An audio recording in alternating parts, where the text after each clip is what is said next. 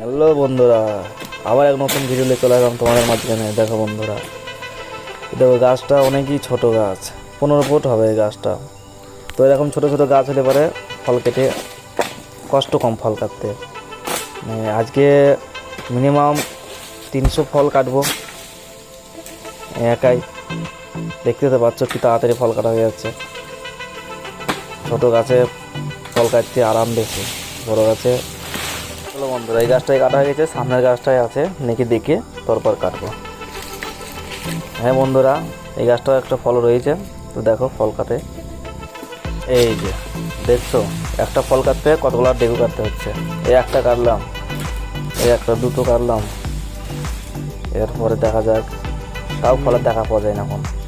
এই যে আবারও দুটো লাফা কাটা হয়ে গেল, এরপর অবশেষে ফলের দেখা পাওয়া গেল। চলো এবার ফলটা কাটি তাহলে অবশ্যই বন্ধুরা।